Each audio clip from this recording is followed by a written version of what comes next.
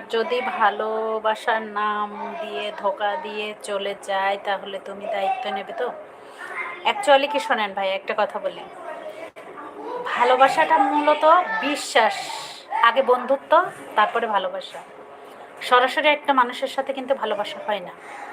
আপনার থেকে ডিস্টেন্সটা অনেক, আপনি তো দেখেননি তাকে, জাস্ট লাইভ থেকে আপনার পরিচয়।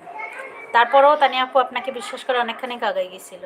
যাই হোক, আমি জানি না তানি আপু কেমন মেয়ে, কিন্তু যতটুকু দেখলাম বুঝলাম যে সত্যি আপনার কথার উপর ভিত্তি করে সে আপনার প্রতি হাত বাড়িয়ে দিয়েছিল।